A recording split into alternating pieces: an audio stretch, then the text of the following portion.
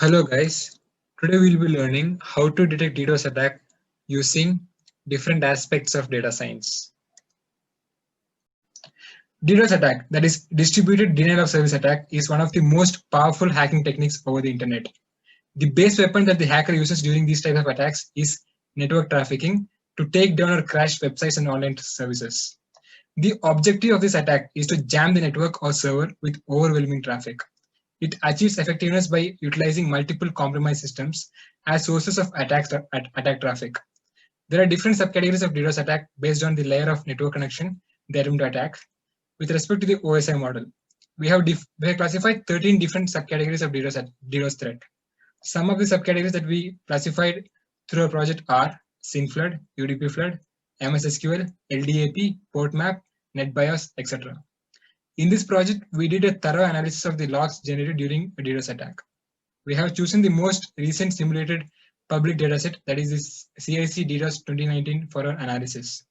We have performed various operations on the dataset such as pre-processing, hypothesis testing, dimensionality reduction, feature selection, visualizations, and various supervised and unsupervised algorithms, and achieved around 98% accuracy for classification of different types of DDoS threats.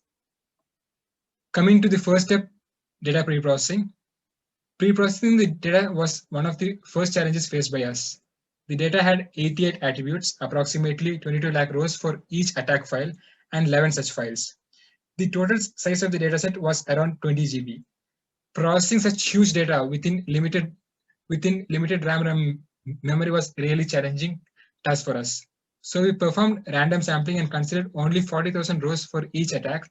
So in total, we had 11 into 40,000, that is 4,40,000 rows. We also downgraded the data type of the attributes and hence reducing the memory usage of the data frame. Data types of float 64 were downgraded to float 32, int64 to int32, and so on. This further reduced almost 42% of the initial size as shown here.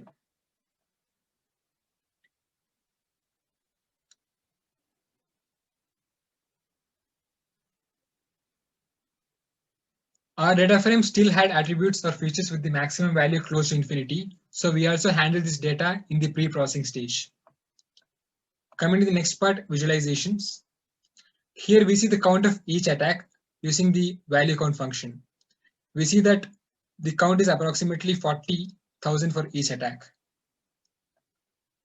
We have shown the distribution of the target features using a pie chart here. As you can see, there is an even distribution of the attacks except the benign and web DDoS, but we still have handled this case later in this project. Since we had 88 features, we had to find the most prominent ones. So we performed k-based features, and the visualization will be shown here. The first feature we considered was flow packets per second. So we could clearly observe here that there is a spike in the flow packets per second because in the DDoS attack, the target is overflowed with packets compared to benign, because benign is a safe connection. But there is an exception in the case of web DDoS, because web DDoS is an application-based attack, and the number of forward packets required for such an attack is very less.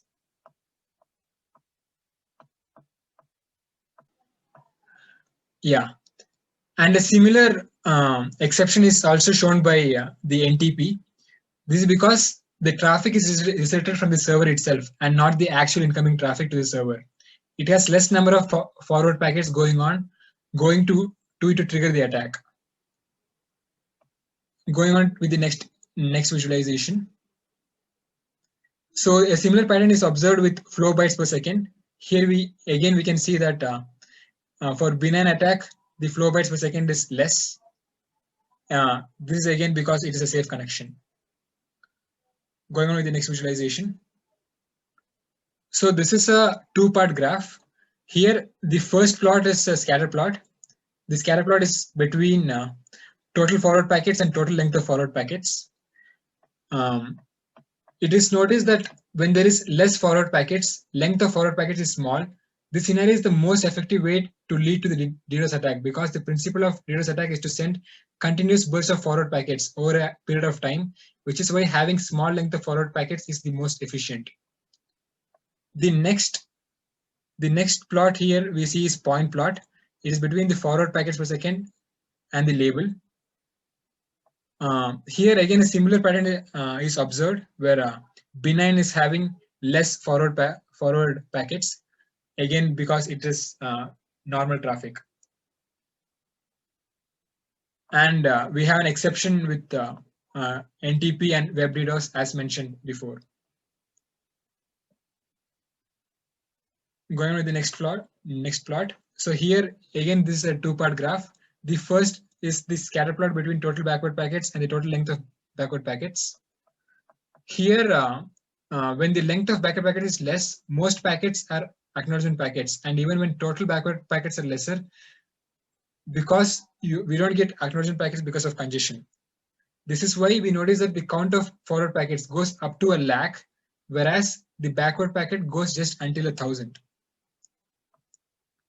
Going on with the next graph.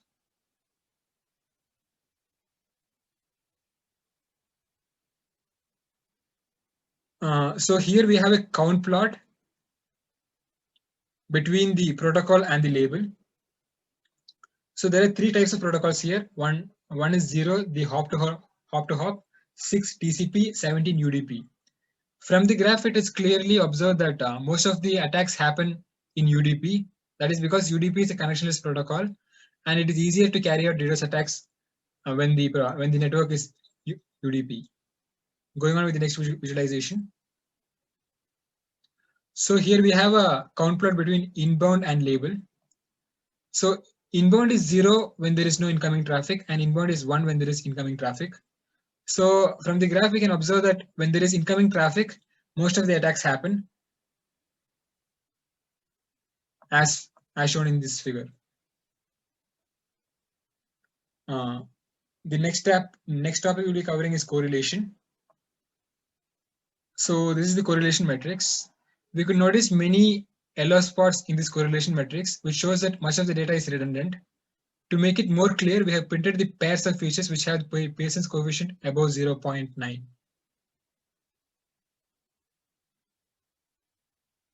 As shown, there are 148 such pairs. Therefore, we decided to proceed with PCA to remove the redundancy.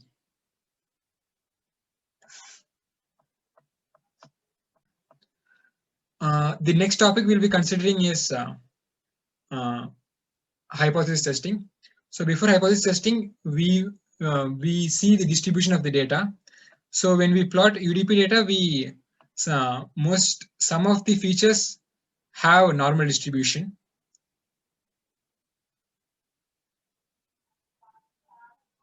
But most of the features don't have any kind of distribution. Same goes with the case of SYN flood attack. Most features didn't have a distribution. Coming to hypothesis testing. Hypothesis testing is a statistical method used in determining a hypothesis. That is, an assumption about the distribution of the data to be true or false. There are various methods for performing hypothesis testing. Here we have used chi-square test and t-test. Coming to the first test, chi-square test. We perform the chi-square test first. It is performed in order to determine the level of similarity between two features with respect to their variances. Chi-square test is performed on categorical data. The following hypothesis tests are performed on features from the dataset with categorical data. So in our first hypothesis here, we have selected two features, protocol and SYN flag count. Protocol has three categories. They are 0, 6, and 17, representing hop-to-hop, TCP, and UDP protocols respectively. SYN flag count has two categories, 0 and 1, representing that they are not set and set respectively. We have used the chi-square contingency function from SciPy, and this computes the chi-square statistic and p-value for the hypothesis test. On application of this to the selected features, we find that p-value is less than 0.5. Hence, the hypothesis that there does not exist a relation between two hypotheses is rejected, and we conclude that the two columns are dependent. This is because SYN flags are most commonly set in case of three-way handshaking. That is, in the case of reliable connections like TCP protocol and not in case of UDP connections, which is usually unreliable connection and does not require packet synchronization. Similarly, we test with other flags. Next, we are considered the hypothesis that there exists no relation between protocol and PSH flag count features. PSH flag count is set when there is a need for packets to be sent forcefully. After applying the chi-square test, we observe that the value of P is 1.0. From the samples, the PSH flags are mostly not set for any of the protocols. Hence, the conclusion that there exists no relation between the two features are independent holds true. This hypothesis is accepted. Next, we consider the hypothesis that there exists no relation between protocol and RST flag count features. Here we have considered RST flag count and protocol features. The reset flag gets sent from the receiver to the sender when a packet is sent to a particular host that was not expecting it. This is most commonly used in a TCP connection. Upon applying the chi-square test, we observe that the p-value is less than 0.05. So we reject the hypothesis and conclude that RST flag count are dependent on the type of protocol, especially the TCP protocol with number 6. Next, we'll be going on with t-test.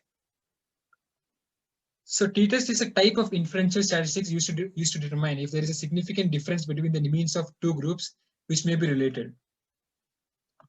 We have used the t-test IND function from the SciPy library that is used for performing the t-test, which returns this t-test t-statistic score and the p-value. For the t-test, we choose forward IIT total and flow duration. Forward IIT total is the total time between two packets sent in the forward direction. Flow duration, which is the duration of the flow in microsecond. Since the p-value observed after the test is greater than 0.5, we conclude that the features belong to identical distribution, and this can also be observed in the plots below. The reason for this is because most of the flow is in forward direction. The time duration of the flow and the total time between two packets sent in the forward direction are having identical distributions. The next thing we did is principal component analysis. Before doing PCA, we are supposed to do data standardization.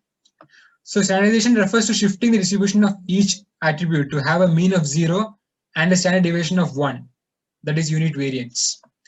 We use the standard scalar function of sklearn to do standardization.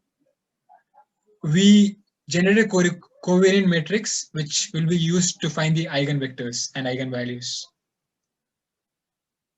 We next did the eigen decomposition of covariance matrix, and then we obtained the eigenvectors and the eigenvalues. Next, we come to selecting principal components. In order to decide which eigenvectors can be dropped without losing too much information for the construction of lower dimensional subspace, we need to inspect the corresponding eigenvalues. The eigenvectors with the lowest eigenvalues bear the least information about the distribution of the data. Those are the ones can be dropped. So here we have eigenvalues in their decreasing order. We see that the eigenvalues after 30 are very negligible.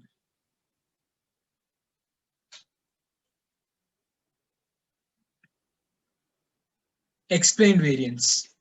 After sorting the eigenpairs, the next question is, how many principal components are we going to choose for our new feature subspace?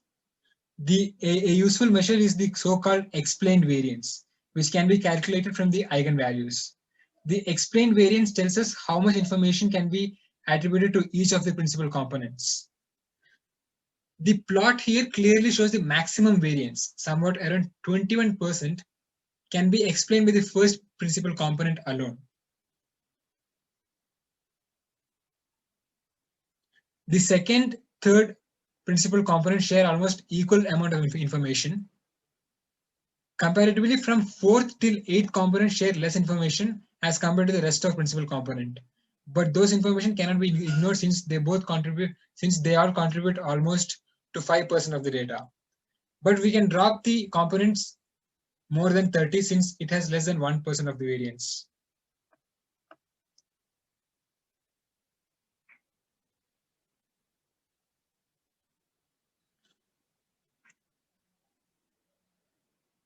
Next, we have cumulative explained variance.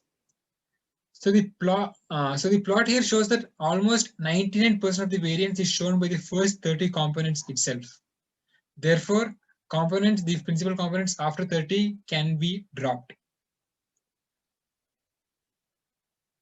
Next, we have plotted a scatter plot using the first two principal components.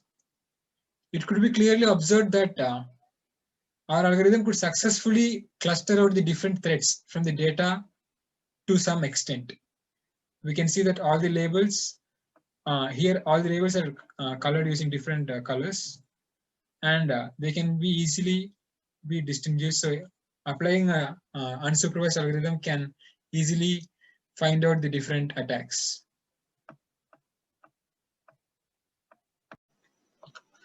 So now we'll be starting with supervised learning models. Before that, we have seen that the data that we have is an imbalanced data. There are very few samples of benign and web DDoS attacks. Therefore, before applying machine learning algorithms, we perform this mode, that is synthetic minor oversampling technique. In this type of oversampling, we synthesize new examples of the minority classes so that the number of examples in the minority class better resembles or matches the number of samples in the majority classes.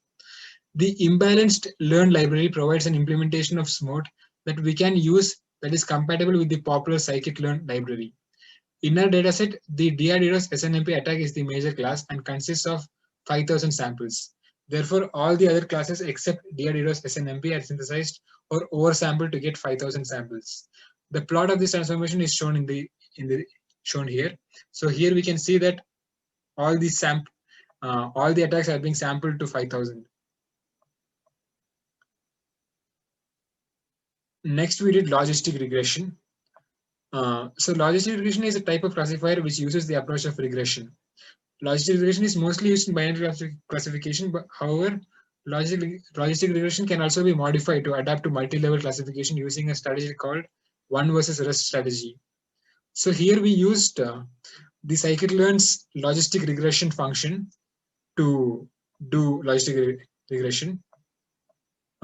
So first we split the data into train and test using the split as 0.25, and then we define the maximum iterations as 4,40,000. The default value is actually 100. We define it for 4,40,000 because our dataset contains many records. And then we define the one versus rest strategy. And then we train the model using the dot fit method. And then we predicted. We got an accuracy of around 62%. So logistic regression assumes that the data is linearly separable. Logistic regression fits a single line to divide the space exactly into two. Of course, for higher dimensional data, these lines would generalize to planes and hyperplanes. This can be limiting for logistic regression. In our case, logistic regression doesn't capture many records from the minority classes like benign and web DDoS much. Therefore, the accuracy of this model is low when compared to other models being applied. This is the confusion matrix we obtained through logistic regression. So next we'll be going with decision tree. So decision tree is used by many researchers to detect DDoS attacks. Decision tree determines the types of attacks by calculating the information gain at every split point. The information gain is calculated by the difference of information purity before and after the splitting. So here we can see that we again divide the set into training and testing with a test size of 0.25. And then we define the decision tree classifier model. The default information purity used is Gini index. Then we train the model using a dot fit, and then we make predictions to the entire test data. We got an accuracy of about 71% after applying decision tree. And then we got we generated the decision tree, which is shown here.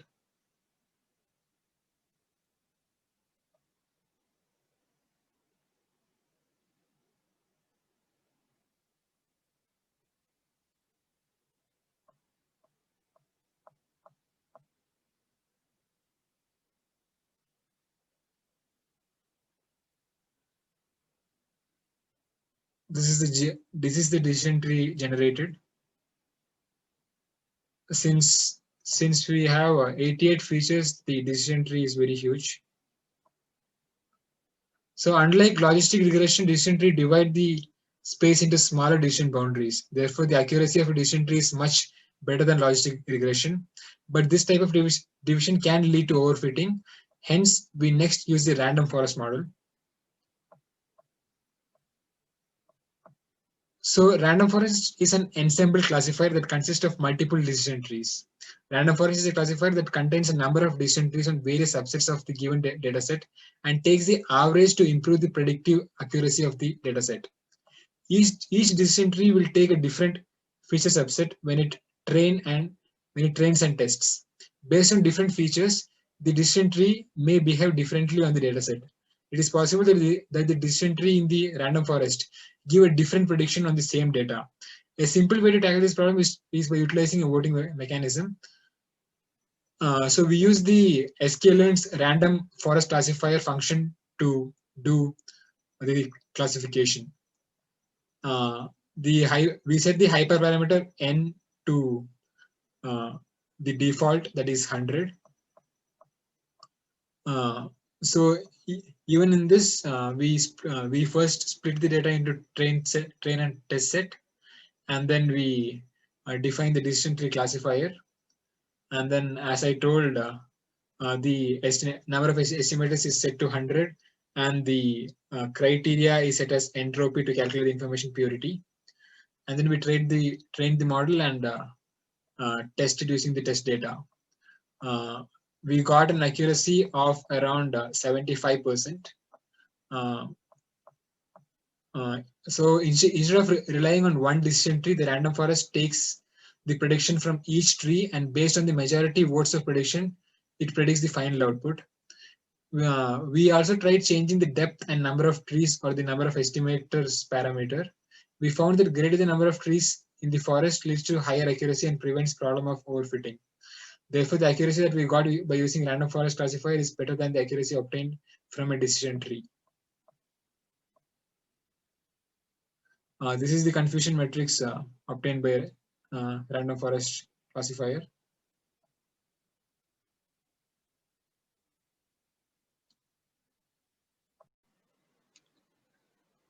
So the next algorithm we'll be seeing is k nearest neighbors. K nearest neighbor is considered the fastest training classification algorithm with O of 1 time complexity. It usually uses no time in training the model. It's based more on the density and relative location of the point of the cluster. We are taking advantage of the fact that there is similarity between the attribute or feature values of a DDoS attack dataset for each attack. So here we'll be using the k-nearest classifier of sklearn library. We first take the dataset, split it with the test size of 0.20, and we take the nearest neighbors as 3. We train the training dataset, and when on the testing dataset we got an accuracy of 89%.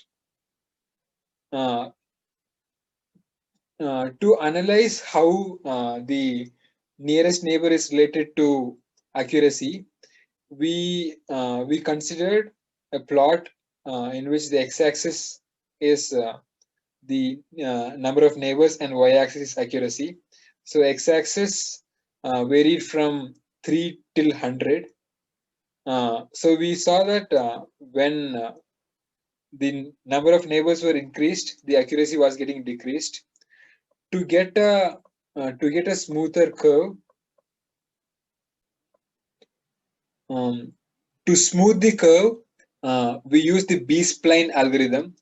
Before applying, we add new dummy values for accuracy to make it continuous, and then the curve between the point is plotted. Um, so after applying B-spline algorithm, we see that the curve is smooth. Next, we plot the we get the classification report and the confusion matrix without normalization. We see that the predicted values and the correct values go well, and they give an accuracy of about 89%, as shown before.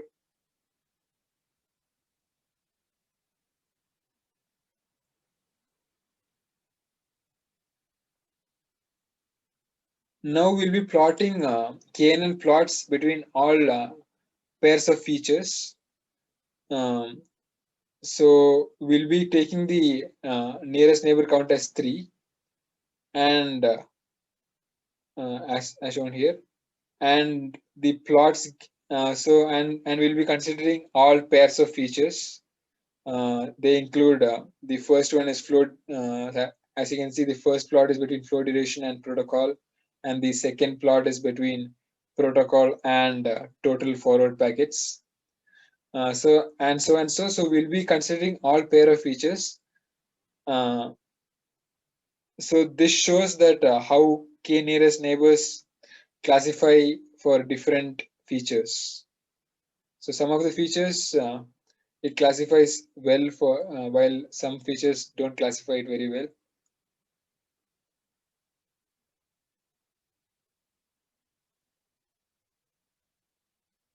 So this is the legend we used for the plots shown before. So the colors just map with the plots there. So the UDP lag purple color matches the purple color here.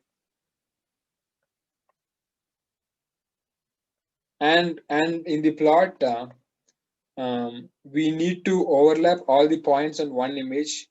So in the first loop, we plot all the background points, all the XY coordinates of the test data in the light colors, and in the other one, we plot all the training points in the bold colors.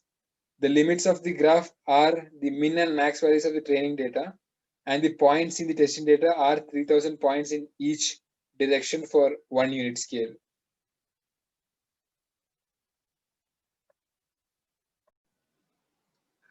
Now we'll be showing feature scaling. Here we consider min-max normalization, standardization, and robust scale to scale the data. Min-max normalization is one of the most common ways to normalize data. Here we try to fit the data in a predefined boundary, or to be more specific, a predefined interval in the range of 0 to 1. Standardization is another scaling technique where the values are centered around the mean with a unit standard deviation. For min-max scale and standardization, we first import the necessary libraries, define a variable x to handle values with varying magnitude of the DDoS attacks dataset, and handle the missing values by calling min-max scaler and standardization using the pre-processing function from the sklearn library. The output shows that the original data values after applying min-max scaler, and the values after applying standardization, we see that the data is more normalized after min-max scaling and standardization compared to the original data values. Therefore signifying the importance of min-max scaler and standardization. Coming to the next topic, robust scaler. It is another scaling technique. This uses a similar method to the min-max scaler, but instead uses the interquartile range rather than the min-max, so that it is robust to outliers. So here we have the Python code for feature scaling of the dataset using robust scaling, and it consists of 3 parts. Part 1, it involves importing the necessary libraries. Part 2, it is making the data distribution which may contain outliers in the features of the DDoS attacks, which involves distribution with lower outliers, distribution with higher outliers. Part 3 is scaling the data using robust scaler. Part 4 is visualizing the impact of scaling. In the output after robust scaling, the distributions are brought into the same scale and overlap, but the outliers remain outside of bulk of the new distributions. Thus, robust scaling is an effective method of scaling the data. Coming to the next topic, extra tree classifier.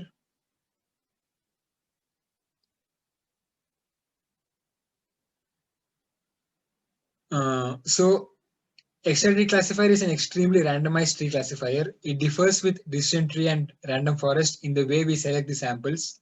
That is, we select the samples of the DDoS attack for each decision tree without displacement, which ensures that all samples we consider for modeling are unique in nature, and the number of features we consider is square root of the total number of the features. In our case, we consider 79 features after applying various pre-processing techniques such as min-max scaler, PCA, and robust scaling. So in extra tree classifier, instead of computing locally optimal split for a feature combination, a random value is selected for the split for the extra tree, and the whole idea is, rather than not spending time in finding out the best splitting point, we randomly pick a point and split based on that, which leads to more diversified trees and less splitters to evaluate when training an extremely random forest. Here a target variable is label, which basically specifies the type of attack based on the different features such as flow duration, total forward packets, total backward packets, etc.